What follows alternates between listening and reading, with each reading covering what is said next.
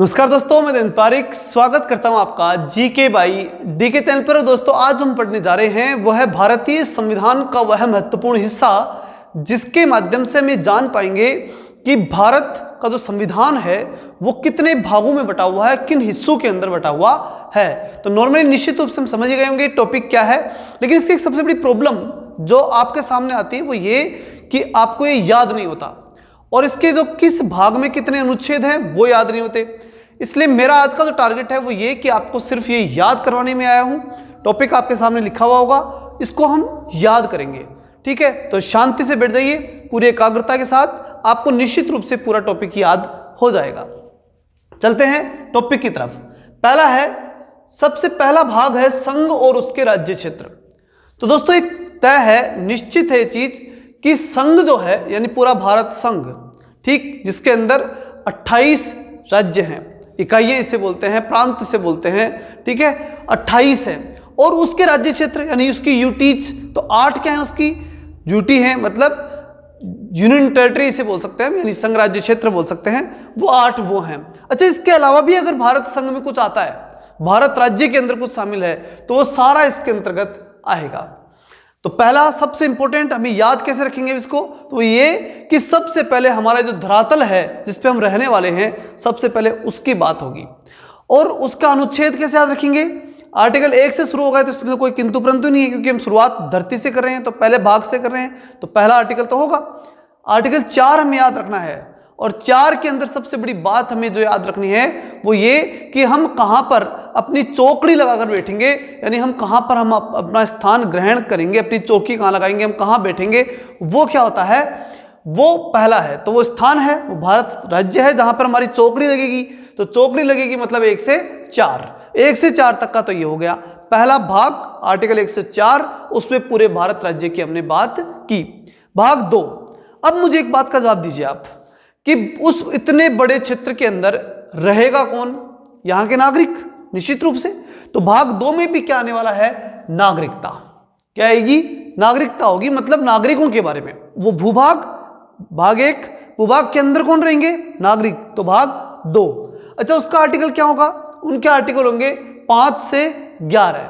अब नागरिक जहां भी हों, वो एक तो बड़ी बात ये हो कि जहां 2-4 इकट्ठे हुए पंचायती करना शुरू कर देते हैं, और एक और एक, 2 भी होते ना, एक और एक यानी 2 भी हो गए खड़े, तो 11 के बराबर होते हैं। वो बात खूब कर लेते हैं, पंचायती पूरी कर लेते हैं अगर 2 नागरिक भी खड़े हो जाएं, तो 2 गए, 1 और 1 11। इस प्रकार से आप इसे याद रखेंगे, यानी 2 गए ना, एक ये नागरिक है, एक ये नागरिक है, तो पंचायती करेगा ये नागरिक भी और ये नागरिक भी। तो इस प्रकार भाग 2 के अंदर, कौन से भाग में, भाग 2 के अंदर जो है वो नागरिकता का प्रावधान है।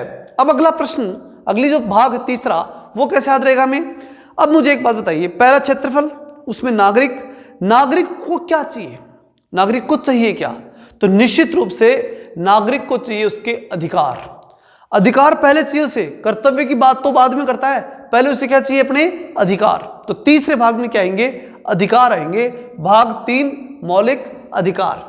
अच्छा, कब काम आते हैं अधिकार, जब हम घर से बाहर जाते हैं, मतलब बाहर है, ठीक, और फिर बाहर जाके हम क्या करते हैं, अगर हमारे से किसी ने 3-5 कर ली, कोई बदमाशी कर ली, किसी ने मतलब किसी गुंडे ने भी पिटाई कर दी, ठीक है, तो कोई भी 3-5 करे हमारे से, तो हमें क्या चाहिएगा, अधिकार चाहिए। 3-5 करते ही हमें क्या चाहिए, अधिकार चाहिए। कोई भी गलत गतिविधि हमारे से करता है तो हम किससे बच सकते हैं, अधिकारों से बच सकते हैं। तो ये हो गया 12 से 35 तक हमारे क्या हो गए, मौलिक अधिकार। अगला प्रश्न आता है, या अगला भाग जो है वो है कि जब हमें अधिकार मिल गए, तो अधिकार मिलने के बाद दूसरी बड़ी चीज ये आती है कि हम अधिकारों का गलत उपयोग न कर दें। इस चीज का निर्देश हमें राज्य देगा कि ये इस प्रकार से आप कीजिए। और दूसरी बात, सरकार को भी राज्य निर्देश, जो संविधान है वो निर्देश देता है, यानी राज्य को भी संविधान निर्देश देता है कि भाई आप इन नागरिकों के अधिकारों की इस प्रकार से रक्षा करेंगे। तो निर्देश देने की बात किस में आती है, चौथे में। जब अधिकारों का उपयोग नागरिक कर रहा होता है तब निर्देश देने की जरूरत पड़ती है, नागरिक को भी और सरकार को भी, दोनों को निर्देश दिए जाएंगे कि किस प्रकार से नागरिक अपने अधिकारों का उपयोग करेगा। तो चौथे भाग में क्या आते हैं, नीति निर्देशक तत्व है। तो भाग 4 में है नीति निर्देशक तत्व। अच्छा, कहां से, अब राज्य कोई जनता के साथ तो जाएगा नहीं, या नागरिकों के साथ तो घूमेगा नहीं, कहाँ, कहीं दूर खड़े होकर के। तो मान लिया हमने कि छत पे खड़े होकर के, राज्य कहाँ खड़ा है, छत पे खड़ा है, और 51 लोगों को, नीचे जो खड़े हैं उनकी संख्या लगभग कितनी मानेंगे हम, 51, और राज्य छत पे खड़ा होकर के और 51 लोगों को निर्देश दे रहा है कि भाई आप इस प्रकार से कार्य कीजिए। 50 नागरिक हैं, एक राज्य है, ऐसे करके 51 है, और उन सबको क्या दे रहा है, वो निर्देश। कौन दे रहा है, संविधान दे रहा है। ये आप ध्यान में रखेंगे।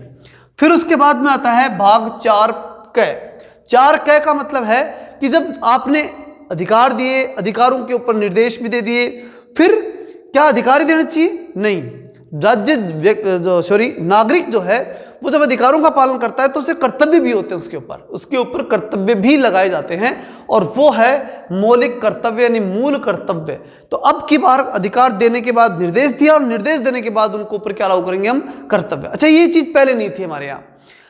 4 क जो भाग है, जिसके तहत 51 क जो आर्टिकल है, ये हमारे यहाँ जुड़ा 42वें संविधान संशोधन के तहत जुड़ा।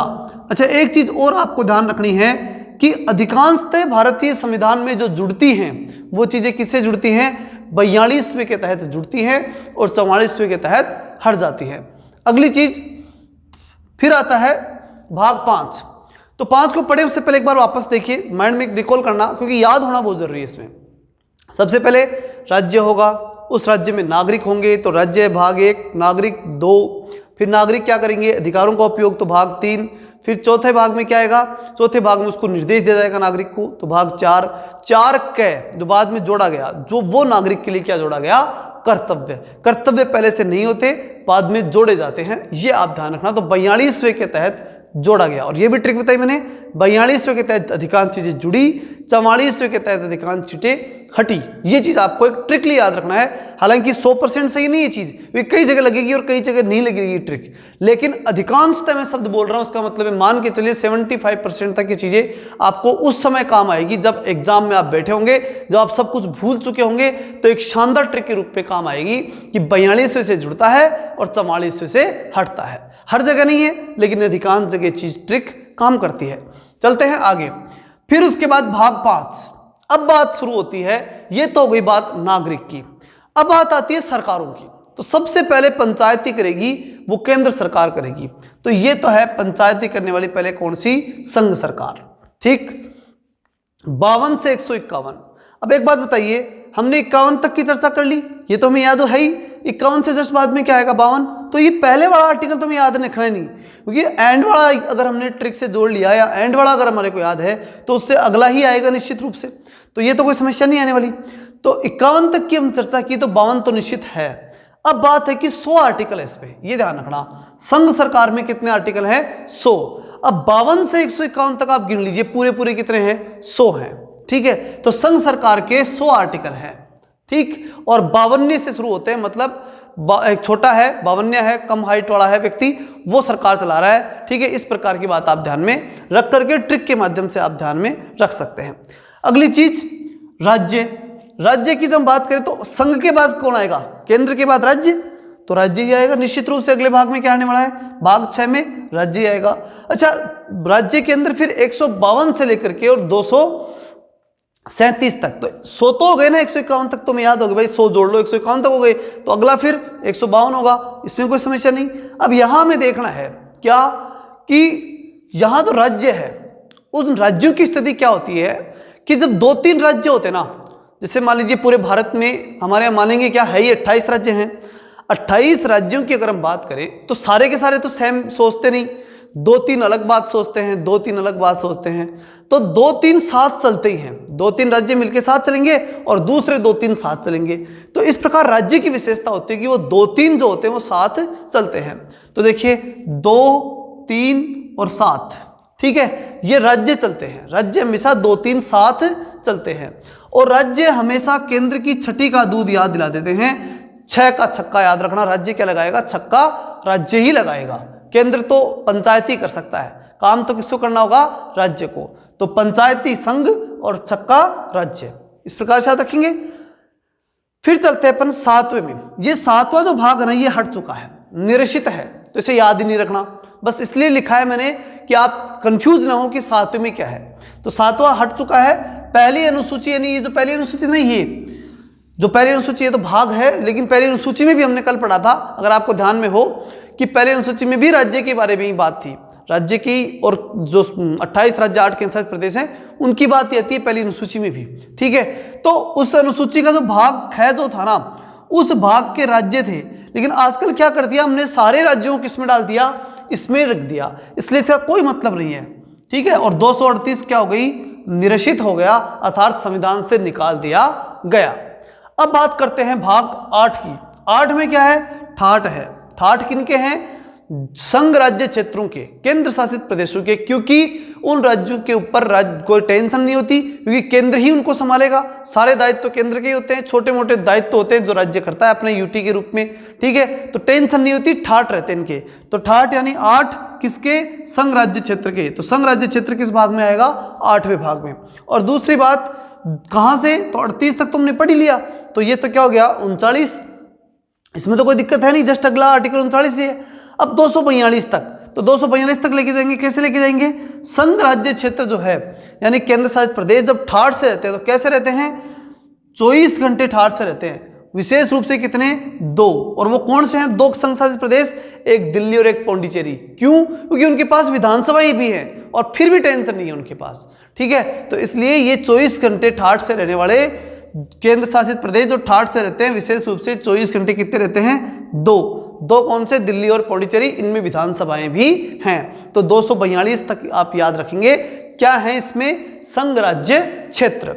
अगली चीज पंचायत। अब मुझे बताइए, देखिए सबसे पहले हमने क्या पढ़ा, केंद्र, फिर राज्य, उसके बाद संघ राज्य क्षेत्र, और उसके बाद पंचायतें। अब नीचे और चलेंगे ना, तो और चलेंगे तो पंचायत आएगी, तो पंचायतें। अच्छा, पंचायतों में कौन सा आर्टिकल, 243, ये 42 तक कंप्लीट हो गया था, तो 43 ही आना था, तो 243। अच्छा, पंचायत के कण कण में भगवान है, इसलिए कै से लेकर के अण तक, 243 के कै से लेकर के अण तक, 243 के भाग ए, वहां तक किसकी व्यवस्था है, पंचायतों की।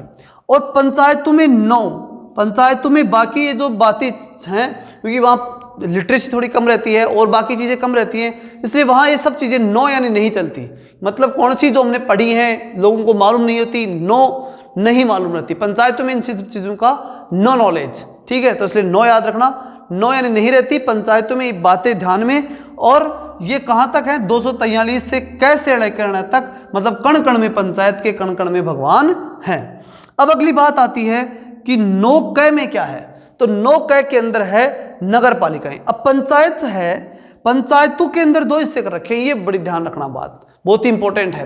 पंचायतों में पंचायती राज व्यवस्था 9 के अंदर है, स्थानीय शासन बोल सकते हैं इसे, और उसमें जो कै हिस्सा है वो नगर पालिकाओं का है, ये अलग से उसके अंदर एक पार्ट जोड़ा गया है, 9 कै।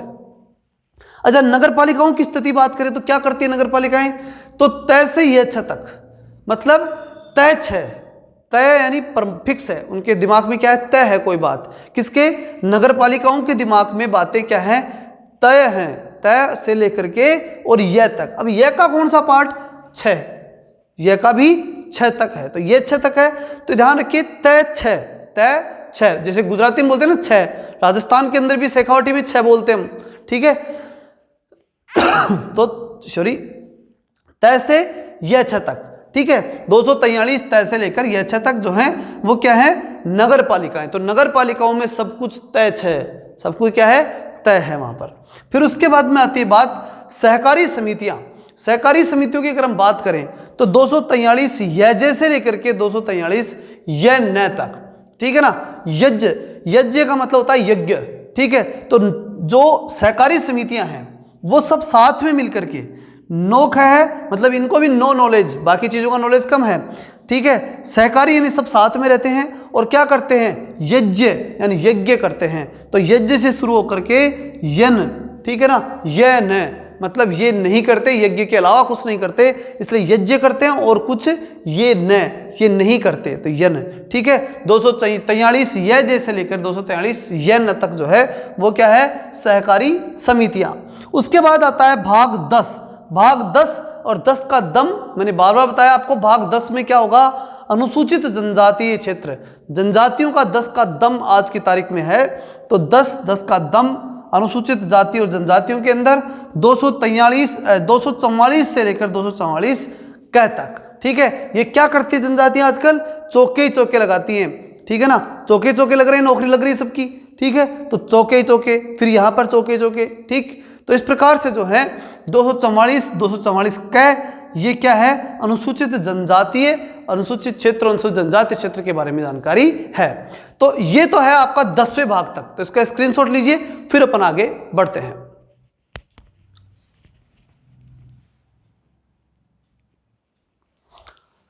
चलिए अब हम देखते हैं आगे जो अन्य भाग हैं उन पे हम चर्चा करेंगे। भाग 11वें भाग में क्या है, ध्यान से देखना। 11 में 2 दिख रहे हैं, 1 और 1 11। तो 2 चीजें होंगी, एक संघ और एक राज्य, दोनों होंगे। उनके बीच क्या है? संबंध। ठीक, संबंध होगा। अब 245 से लेकर के और 263 तक है। ठीक, जब संबंध होगा 2 में, केंद्र में राज्य में, तो निश्चित रूप से दोनों आपस में, केंद्र सरकार राज्य सरकार 24 घंटे आपस में पंचायती करेंगे, यानी एक दूसरे के साथ बैठ करके बातचीत करेंगे। दोनों पंच बैठ करके बात करेंगे, केंद्र का पंच और राज्य का पंच। तो पंच हो गया 5 और 24। ठीक, अगली चीज फिर कहां तक है ये? 263 तक। ठीक है, इसका मतलब कि जब आप एक दूसरे के साथ बैठ करके और संबंध की बात करेंगे, केंद्र के संबंध राज्य के संबंधों की जब हम चर्चा करेंगे, तो फिर वो एक दूसरे के गलबैयां डालेंगे। ठीक है, तो यहां हमें दिखाई दे रहा है, देखिए 6 और 6 के आगे 3, ये एक दूसरे के सामने बैठे हुए हैं और बातचीत कर रहे हैं। तो इस प्रकार दोनों में 2 आ गया, और 6 और 3 एक दूसरे के आमने सामने हो गए। ठीक है, हिंदी में अगर हम बात करें, ये तो अंग्रेजी में लिखा हुआ है, हिंदी में तो ऐसा लिखा आता है, ये आपको मालूम होगा। ठीक है, तो एक दूसरे के सामने बैठे हुए हैं और क्या कर रहे हैं? पंचायती कर रहे हैं, एक दूसरे के संबंधों पे चर्चा कर रहे हैं। तो 263 तक। अगली चीज फिर आती है 12वें भाग में। 12वें भाग में क्या है? वित्त, संपत्ति, संविदा और वाद। ठीक, तो जैसे ही हम बाहर जाते हैं, घर से बाहर क्यों जाते हैं? मैंने भी थोड़ी देर पहले बताया था बात आपको। घर से बाहर जाते हैं या तो हम अधिकारों के लिए, ठीक, या फिर हम जाते हैं बाहर पैसा कमाने के लिए। तो जब हमने भाग 3 में पढ़ा था आर्टिकल 12 से 35 तक, तो हमने मौलिक अधिकार पढ़े थे कि बाहर जाते हैं तो पैसा कमाने के लिए जाते हैं। लेकिन अब की बार क्या है? दूसरी कंडीशन वो ये कि बाहर जाते हैं हम पैसा कमाने के लिए, मतलब वित्त कमाने के लिए। तो भाग 12 में क्या है? पैसे का प्रावधान है। अब अगली बात कि जो आर्टिकल हैं वो क्या है इसके? तो देखिए आर्टिकल 63 था तब, तो 63 से अगला तो आ जाएगा ना 264, कोई समस्या नहीं है। फिर 300 क, 300 क का मतलब यहां में ध्यान रखना है कि 2 और 1 कितने हुए? 3। 1 और 2 3, कैसे भी कर लीजिए, 3 हो गए, तो ये 3 लिख दिया। और 2 उसके बिंदु इसलिए लगाएंगे क्योंकि 264 से आगे 300 ही होगा, ये तो पक्की बात है। ठीक है, तो राउंड में ले लेना फिर इनको, तो 300 हो गया। 300 से ऊपर जाना नहीं है आपको, एकदम राउंड फिगर चलना है फिर। ठीक है, संपत्ति 300 रुपए। ठीक है, वित्त कितना? बाहर गए 12, वित्त कमाया, कितने कमाए? 300 रुपए कमा करके लाए। और बड़ा ही महत्वपूर्ण आर्टिकल ये इसलिए है कि संपत्ति का अधिकार हमारे यहाँ पे हट चुका है, और हटने के बाद आर्टिकल 300 क जो है ना, इस 300 क में संवैधानिक रूप से हमें संपत्ति का अधिकार है, मतलब अब हम कानूनी रूप से संपत्ति रख सकते हैं। इसलिए ये बड़ा इंपॉर्टेंट भी है, तो इसके तहत हम याद रख सकते हैं। भाग 12 को मैंने आपको याद करवाया है। फिर चलते हैं भाग 13। भारत के राज्य क्षेत्र के भीतर व्यापार, वाणिज्य और समागम, यानी इकट्ठा होना। व्यापार वाणिज्य, ध्यान रखिए कि भारत राज्य जो है ना, भारत के राज्य क्षेत्र जो हैं, मतलब जो भारत के अंदर की बात है, वहां व्यापार की बात है। व्यापार के अंदर जो छूट है या उसके व्यापार संबंधी कोई प्रावधान है, तो वो किस भाग में है? 13 में। तो 13 से मैं क्या कर रहा हूं? व्यापार। ठीक है, मैं आपसे व्यापार कर रहा हूं, आपको पढ़ा रहा हूं। ठीक है, मुझे कभी भी, आज नहीं तो कभी, जब भी यूट्यूब से कुछ मिलेगा तो उसके लिए पढ़ा रहा हूं। तो ये क्या है? तो 13 से व्यापार, ऐसे याद रखेंगे। या फिर आप कुछ भी करते हैं तो किस लिए करते हैं? व्यापार के लिए करते हैं, कुछ भी करते हैं वो। तो 13 से मैं जो कुछ कर रहा हूं वो किस लिए कर रहा हूं? व्यापार के लिए। तो 13 से क्या करना है? व्यापार वाणिज्य करना है। अच्छा, 301 से 307, 301 से लेकर के और 307, 300 क्या आएगा? 301 ही आएगा। तो 301 और वहां साथ में मिलकर के ही व्यापार किया था, अकेला व्यापार नहीं कर सकता। तो 301 से 307 तक मतलब साथ साथ मिलकर के सारे व्यापार करेंगे। ठीक है, 300 से आगे चले जाना 301 और साथ साथ व्यापार करेंगे, व्यापार साथ में ही होता है इसलिए 307 तक आप चले जाएंगे। 13 से 13 व्यापार, 13 व्यापार। अगला चलते हैं 14, संघ और राज्यों के अधीन सेवाएं। ठीक, अगर हमारे को जो सेवाओं की बात यानी RS, IAS, UPSC, ठीक है, UPPCS और उसके अलावा जो भी स्थानीय क्षेत्र की जो सेवाएं और केंद्र की IAS तक की, जिसे हम आजकल जो है UPSC की सर्विसेज बोलते हैं, तो उन सब सर्विसेज वो किसके अधीन है? संघ और राज्य के अधीन की सेवाएं, उन सेवाओं का वर्णन। ठीक है, IAS का और RS का जो छोटी नीचे से लेकर ऊपर तक की जितनी भी अधीनस्थ सेवाओं की अगर बात करें तो वो सब अधीन सेवाएं किसमें है? 308 से लेकर 323। अब इसको कैसे याद रखेंगे? इसको ऐसे याद रखेंगे कि इसमें जैसे ही नौकरी लगेगी आपके क्या हो जाएंगे? ठाठ। ठाठ मतलब 8, अधीनस्थ सेवा लगोगे आप ठाठ होंगे। ठाठ होंगे मतलब 8, तो 308 से तो शुरू होती है ये, और 323, और जैसे ही नौकरी लगेगी आप क्या दिखा देंगे? 32 ही दिखा देंगे। 32 मतलब 32 ही, तो 32 ही दिखाएंगे, निश्चित रूप से दिखाएंगे, नौकरी लग रही है तो। ठीक, और 300 का आर्टिकल चल रहा है इसलिए लास्ट में 3 लगा देंगे आप, 308, 323। ठीक, और 14 भाग कौन सा है? 14 है। ठीक है ना, तो एक चौका लगाएंगे हम, जिस दिन हमारी नौकरी लगेगी उस दिन वो ही एक अकेला चौका लगेगा, और चौका लगते ही नौकरी लग जाएगी, लगते ही ठाठ हो गए, ठाठ होते ही 32 ही दिखा देंगे। आगे चलते हैं 14 के अधिकरण है। अधिकरण का मतलब है कि इसके अधीन जो सेवाएं हैं, जो उनके संबंधित बातें हैं वो हैं, कोई महत्वपूर्ण नहीं है, आपको कुछ भी याद नहीं रखना। ठीक, आगे चलते हैं। निर्वाचन बड़ा ही इंपॉर्टेंट टॉपिक, एग्जाम की दृष्टि से सबसे इंपॉर्टेंट भाग अगर कोई है तो कौन सा है? भाग 15। क्या आएगा इसमें? निर्वाचन के संबंधित प्रावधान है और इसके आर्टिकल हैं 324, बहुत ही महत्वपूर्ण है। सबसे इंपॉर्टेंट आर्टिकल और सबसे इंपॉर्टेंट भाग 15 निर्वाचन और आर्टिकल 324। अब कैसे याद रखेंगे इसे? देखिए, निर्वाचन की जो बात आती है उसमें दो तो होते हैं पक्ष, जीतने वाले, एक हारने वाला, एक जीतने वाला, और एक निर्वाचन आयोग। 3 चीजें होती है इसमें, तो 3 चीजें होती है किसमें? निर्वाचन में। तो 3 तो ये लगा दिया हमने, और चुनाव के समय 24 घंटे चर्चा चलती है चुनाव की, तो 24 ये है। ठीक, तो 3 तो वो कौन कौन से? हारने वाला, जीतने वाला और जो निर्वाचन आयोग, और उन तीनों के बीच क्या चलती है? 24 घंटे चर्चाएं चलती रहती है, तो 24 हो गया। और वहां से लेकर कब तक? 329 तक, मतलब जिसमें गुण है वो जीत जाएगा, बाकी रह जाएंगे तीनों में से जिसमें गुण है 29। ठीक है, 329, तो गुणवान जीतेगा, बाकी रह जाएंगे। ऐसे आप ध्यान रखेंगे निर्वाचन में। आगे चलते हैं भाग 16, कुछ वर्गों के संबंध में विशेष उपबंध। कुछ वर्ग जो हैं उनके संबंध में विशेष उपबंध किए गए हैं। हो सकते हैं समाज के अलग अलग वर्ग हैं, उनकी डिटेल से पढ़ने की आवश्यकता नहीं है, लेकिन कुछ वर्ग हैं भारत के जिनके बारे में विशेष उपबंध किए गए हैं। वो देखते हैं कौन कौन से इसमें कौन से आर्टिकल्स में है। 330 से लेकर 342 आर्टिकल, और उसके पहले भाग में देखते हैं सबसे पहले कुछ वर्ग। कुछ वर्ग कितने? बहुत सारे वर्ग। तो बहुत सारे मतलब 16 यानी बोला है, मतलब बहुत ज्यादा। 16 बोला यानी बहुत ज्यादा। ठीक, तो बहुत ज्यादा वर्ग हैं, और उन वर्गों के लिए 330 से लेकर 342 तक। ठीक है, 330 से लेकर 342 तक के जो आर्टिकल हैं उनका प्रावधान इसके अंदर किया गया है। आगे चलते हैं, ये ज्यादा इंपॉर्टेंट नहीं है इसलिए ज्यादा जोड़ नहीं दे रहा मैं। आगे चलते हैं भाग 17, राजभाषा। ये बड़ी इंपॉर्टेंट है।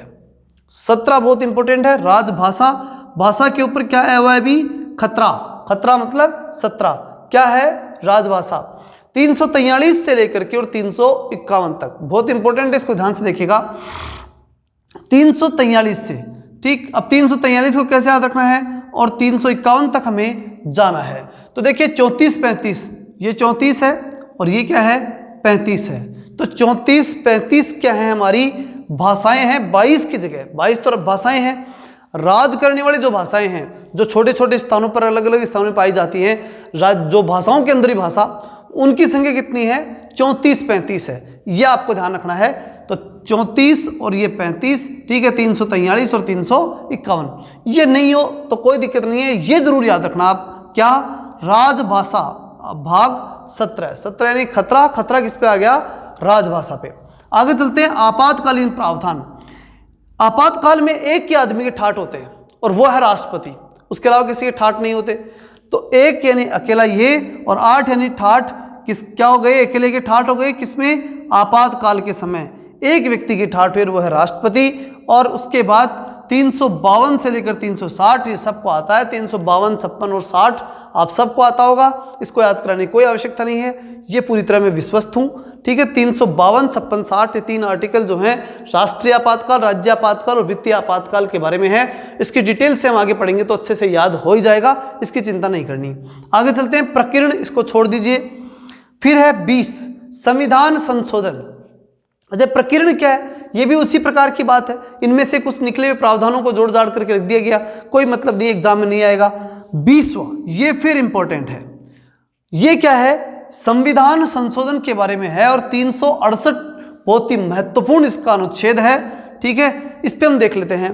देखिए 20 मतलब ये कि संविधान संशोधन करना है हमें, ठीक, तो 24 घंटे में से 20 घंटे माथाफोड़ी करनी पड़ती है, साधारण काम नहीं है। 4 घंटे आप छुट्टी ले सकते हैं, बस इतनी ही है, तो लगभग 20 घंटे की माथाफोड़ी, दिमाग खराब होता है 20 घंटे, तब जाकर के संविधान में क्या होता है, संशोधन।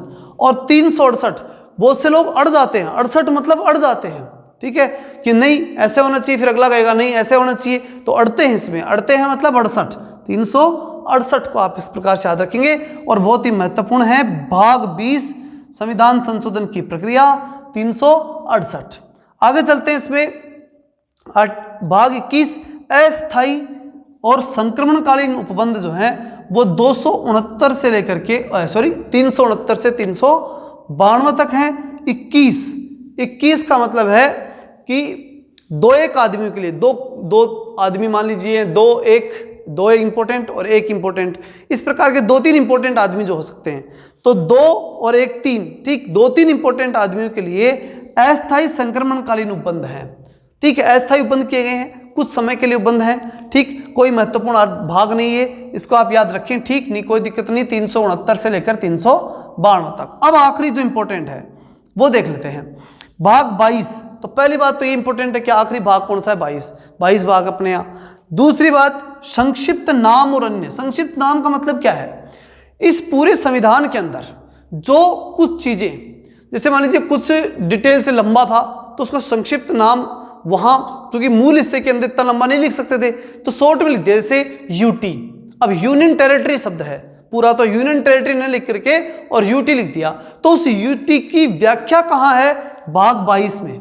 और यहां लिखा हुआ है कि यूटी का मतलब क्या है साहब, यूनियन टेरिटरी है। ठीक है, इसी प्रकार की बहुत सी चीजों के बारे में जो है वो इसमें लिखा हुआ है, उनके जो संक्षिप्त नाम है उनकी व्याख्या यहाँ की गई है, और भी बहुत सी चीजों के अन्य प्रावधान जो मूल संविधान में कहीं कंफ्यूजन था उसे दूर करने का प्रयास इसमें है 22वें भाग में, और इसमें और कुछ भी नहीं है। जो भी कुछ प्रॉब्लम्स हैं वो यहाँ क्लियर हो जाती हैं, ठीक।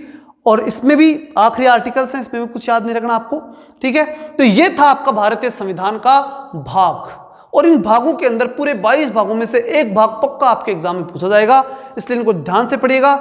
और लगातार देखते रहने के लिए आप सबका बहुत बहुत धन्यवाद। अधिक से अधिक दोस्तों के पास शेयर कीजिए, अच्छा लगा हो तो लाइक कीजिए, नए हो तो सब्सक्राइब जरूर कर लीजिए। जय हिंद, जय भारत।